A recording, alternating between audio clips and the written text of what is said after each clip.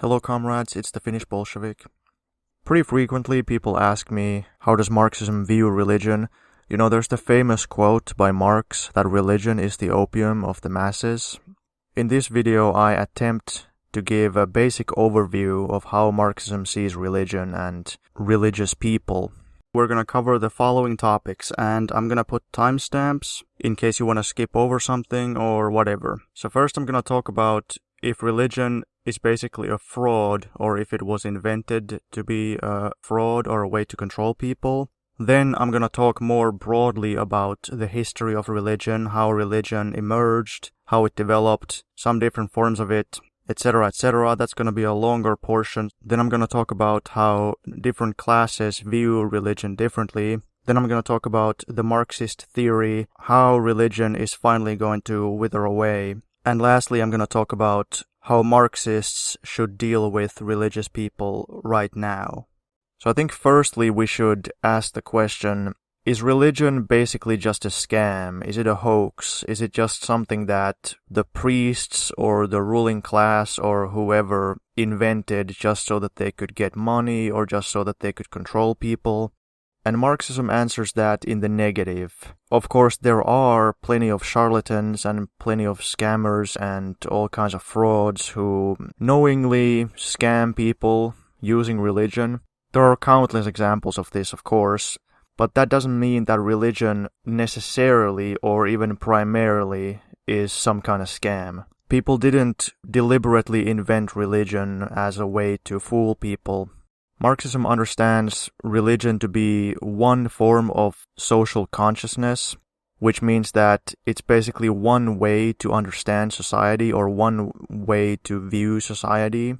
Other types of social consciousness can be political consciousness, such as class consciousness, viewing society from the point of view of a proletarian, or viewing society from the point of view of a capitalist, viewing society from the point of view of a political ideology such as communism or free market capitalism, whatever it may be. Other types of social consciousness include philosophy and also art. One person obviously probably upholds several of those, so Marxism has its own view of art, Marxism has its own philosophy, Marxism has its own ethics and its own political ideology, so those are not mutually exclusive. They're just different ways to see society. So philosophy deals with different parts of what happens in society. Art also deals with different parts of society or depicts them or treats them in a different way. And religion also does that. So religion is one way to view society, and it covers certain topics that sometimes overlap with other things. Religion often deals with ethics, although not necessarily. But the way religion uses ethics is usually very different from philosophy, for example, because in philosophy, ethics is usually treated pretty systematically and as rigorously as possible, whereas in religion it's more mystical. Of course, that's not always the case, but, politics also has a lot of ethics, but the way politics uses ethics is different from religion and philosophy usually. And all of this is rooted in the way Marx understands consciousness. So Marx considered that the way people live shapes their consciousness. So if you're a tribesman who spends all their time fishing, then probably your mindset is gonna center around whatever it is that tribesmen and whatever it is that fishermen do. Whereas if you're somebody who lives in modern California or something, well, your mindset might be a lot different.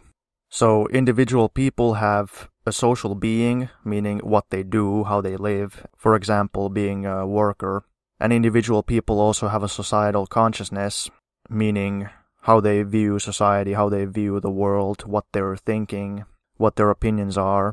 But just as individual people have those, society collectively also has that. So society has sort of social being, which Marx calls the economic base, which means how does the society live? How does the society produce all the requirements of life?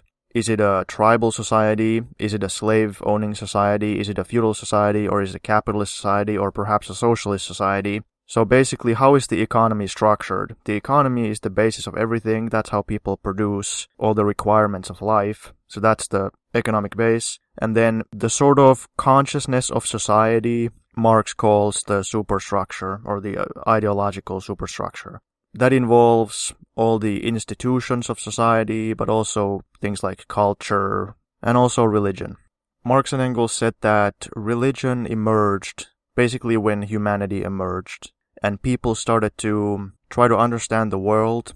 They were at the mercy of outside natural forces, which they did not understand, and as a result, they saw those forces as mysterious, scary, powerful, and supernatural, and they projected human traits on outside forces. Some of the earliest examples of this include animism and all kinds of worship of nature. So primitive tribes, they would fear natural forces such as thunder as a supernatural force, but they would also worship specific animals, for instance. Ancient Finns worshipped bears to an extent, but primarily elk, because that was an important source of food. And I was just reading this book on the history of Finnish art lately, and that book showed really well, I'll actually post some pictures here, that in the primitive times, people focused a lot of their religious attention on basically very utilitarian kinds of magic. So they would carry out rituals which they hoped would ensure good luck in hunting. They would paint pictures, cave paintings and rock paintings and stuff like that. And also they made sculptures and things like that, which they hoped would ensure that they are able to have success in hunting. They also hope that if they worship these animals, that will somehow secure a good hunt. And they developed all kinds of very mythical beliefs around this.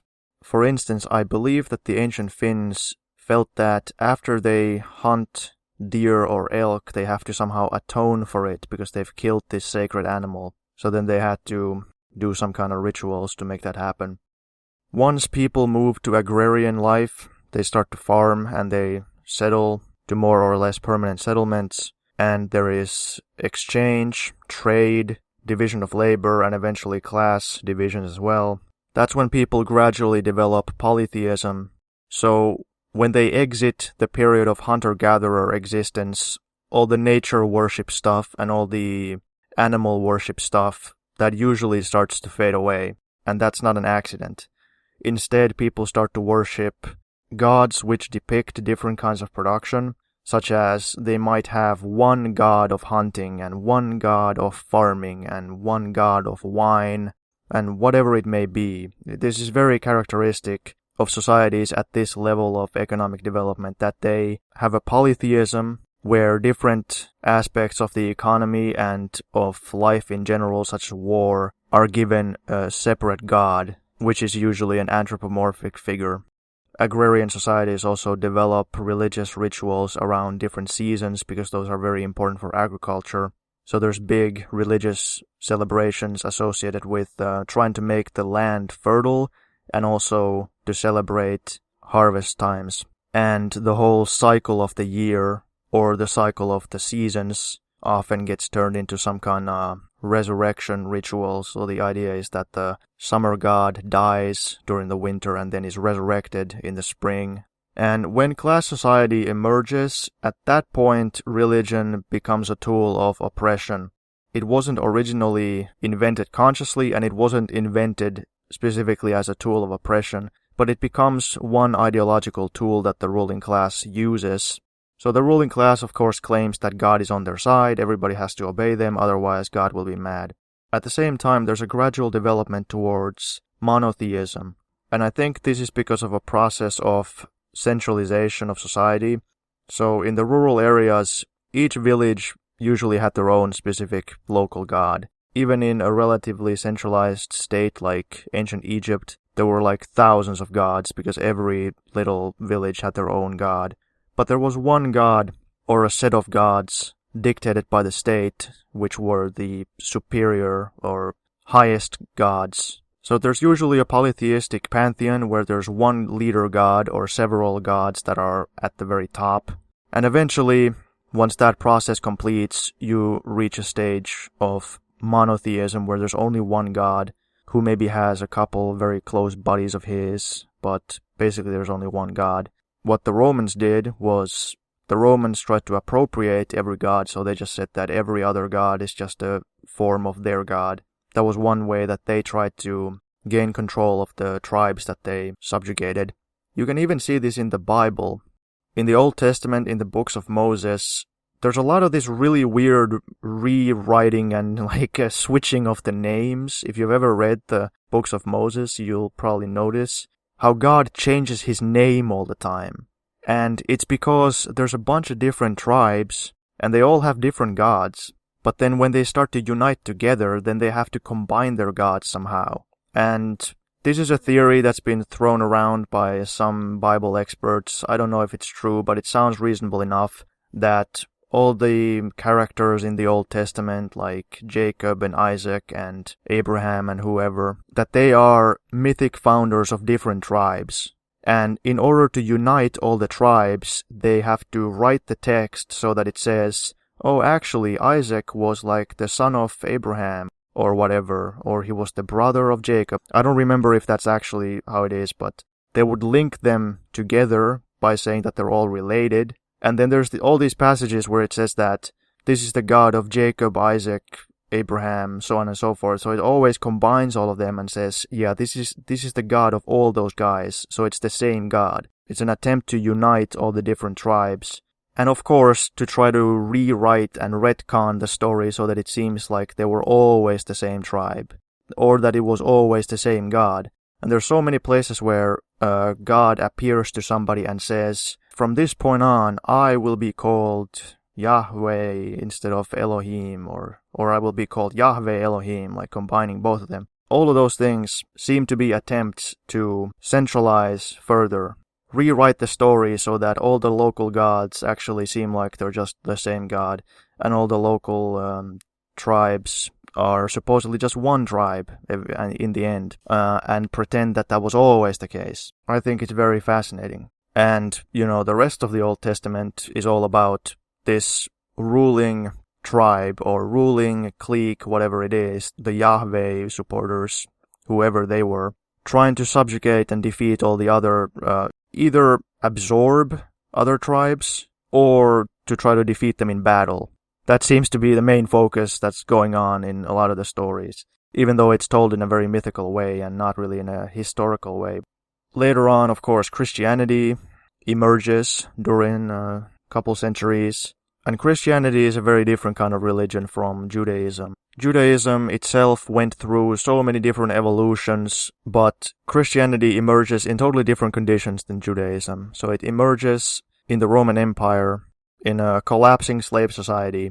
Rome was in a really long period of really bad decline. There was a massive economic depression which lasted like 100 years. There was also a civil war, tons of foreign wars, just absolute collapse. Of course, there were big slave uprisings and big uprisings of subjugated tribes. So some people did try to fight, obviously.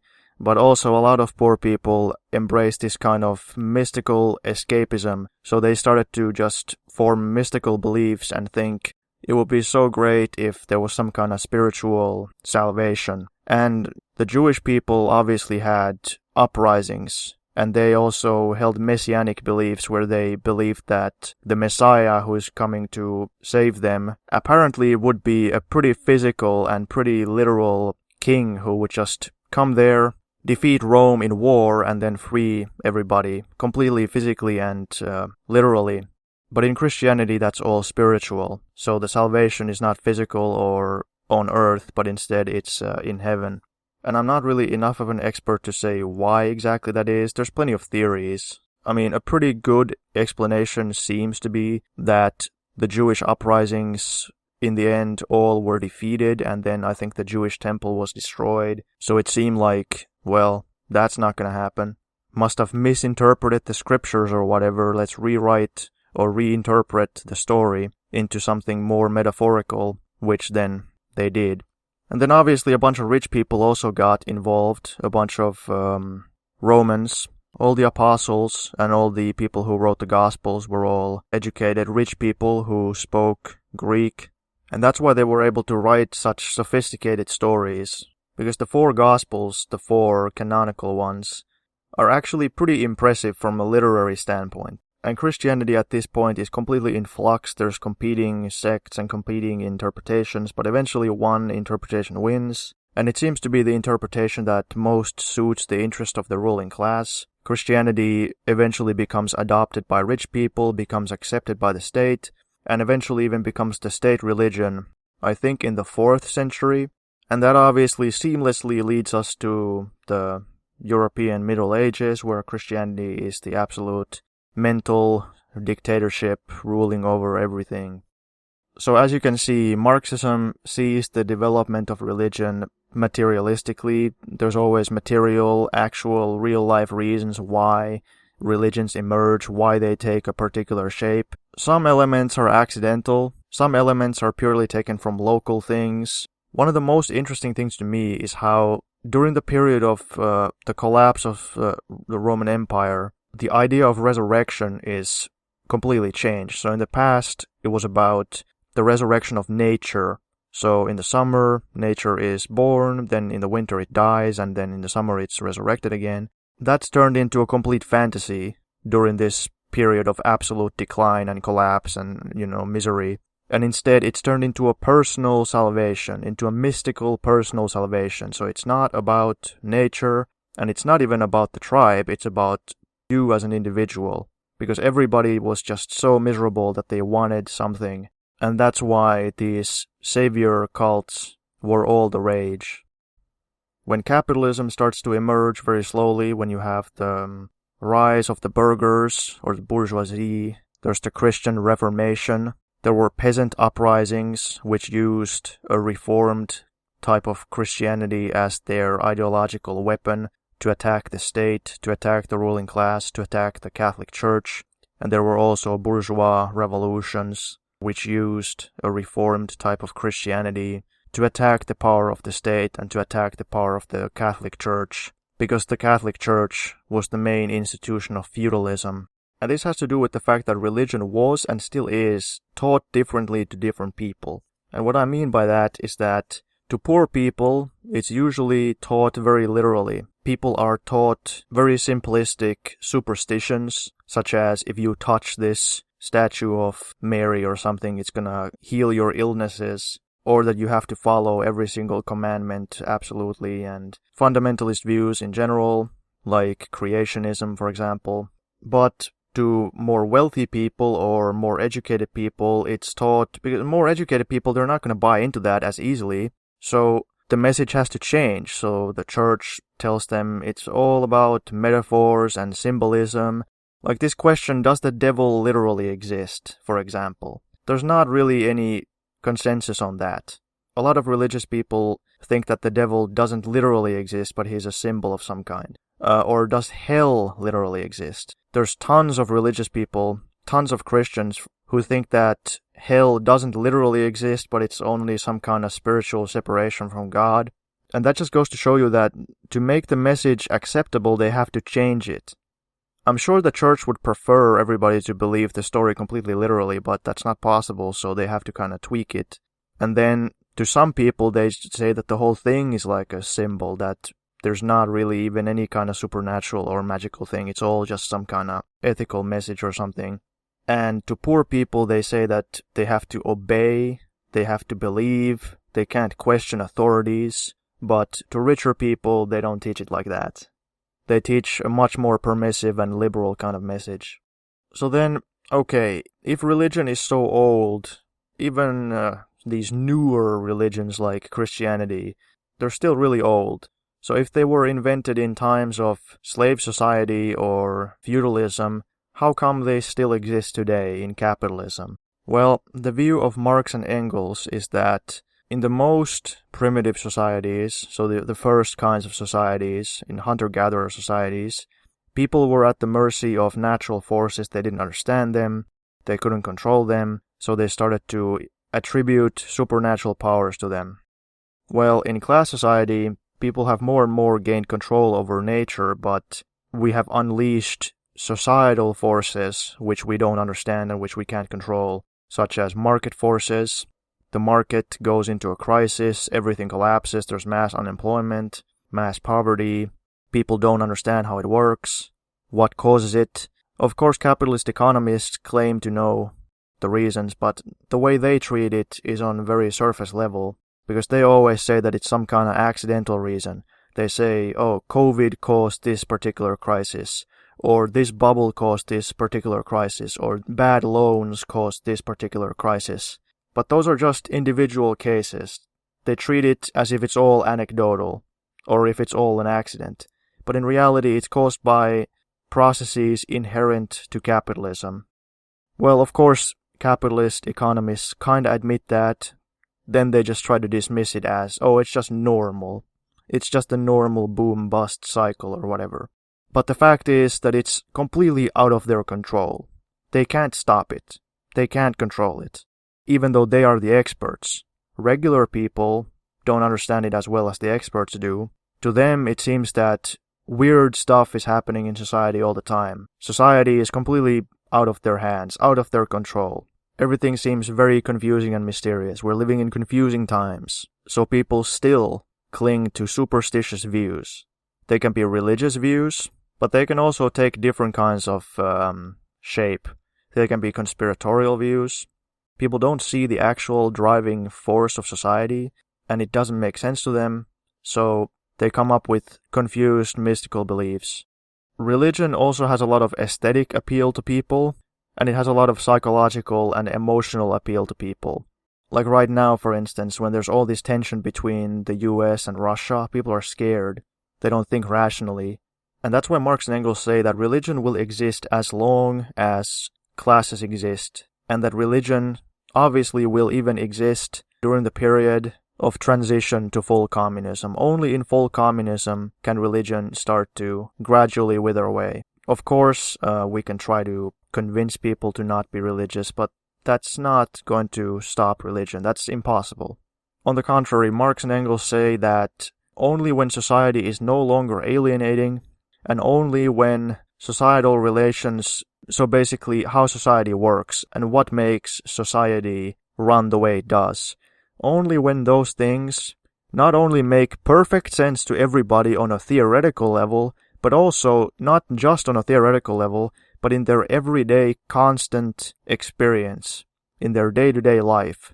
When social relations make absolute sense in people's daily life all the time, then there won't be any need for superstition. People won't develop mystical beliefs about how the world works when the world makes sense to them.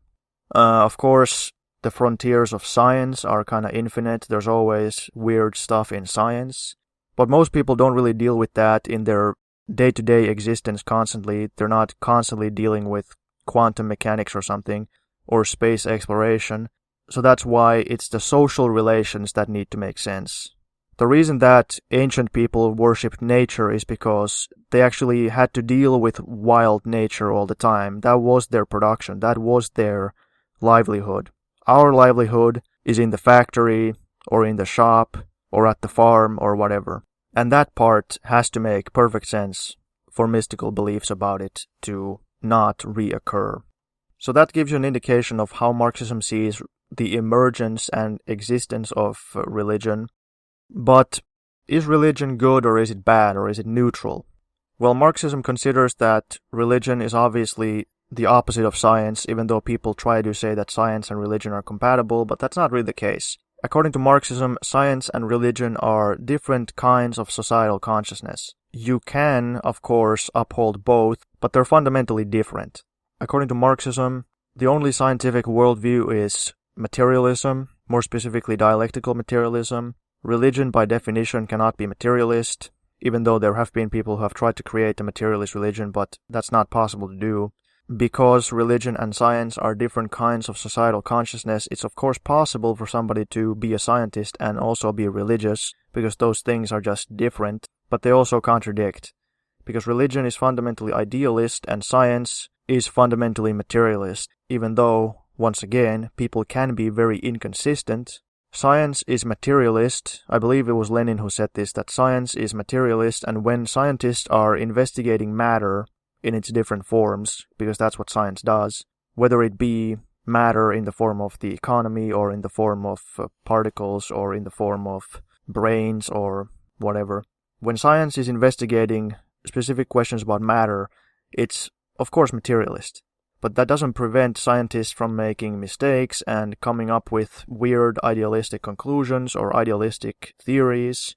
And it also doesn't prevent them from being a scientist on the work days and then on Sunday going to church and whatever. Of course they can do that, but it's very eclectic, it's not consistent. And if they were consistent materialists, it would be beneficial. It would prevent a lot of mistakes. In class society, religion is something that poor people obviously can use to mobilize people in struggle against capitalism and struggle for democracy, but that's called utopianism, and utopianism is basically the opposite of science. Utopian methods are never as effective, and they're never effective enough, whereas what you actually need are scientific methods. That's why Marxism developed scientific socialism to replace utopian socialism. Religion is also used by the ruling class to maintain control, and it actually suits their purposes much better, because they can tell people everything is controlled by God, you can't change anything, or you have to obey and know your place because that's what God wants, or you shouldn't worry about politics and earthly things, you should just worry about your soul. That suits the interest of the ruling class perfectly well, because they're trying to maintain the status quo and they don't need a consistently scientific ideology. The ruling class uses science for different things compared to the working class. Their task doesn't require a consistently scientific worldview the way the task of the working class requires it. And also, capitalism is not a rationally planned society, so it's a society that's controlled by spontaneous and chaotic economic forces, and where it's fine for people to be apathetic and not understand what's going on. That's fine for capitalism. But for socialism, we need people to understand, we need people to be conscious, and society needs to be on a firmly scientific basis and a firmly rational basis. So religion helps the ruling class, it doesn't really benefit the workers.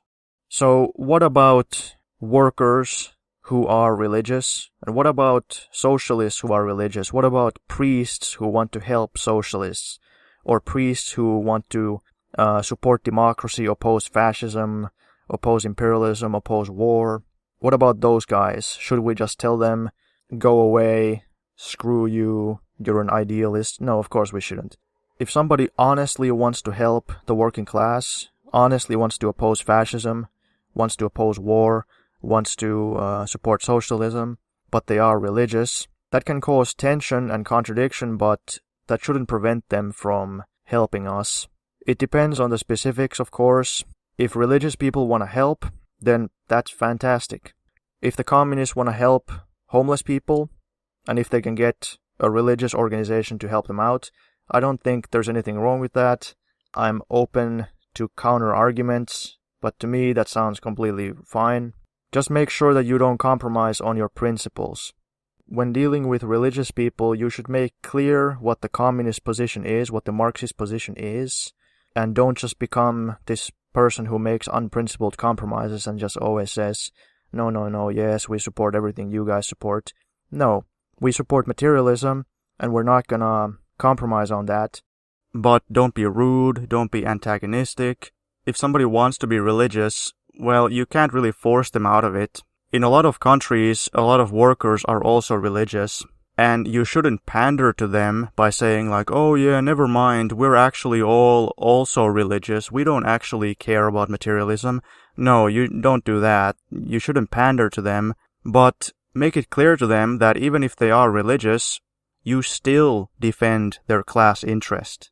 Keep in mind that in all the countries where revolutions actually succeeded, like in Russia and China, a lot of people were religious, and the Bolsheviks were not, and the Chinese communists were not. But the communists in both those countries were still able to win over the masses with political demands, regardless of religion.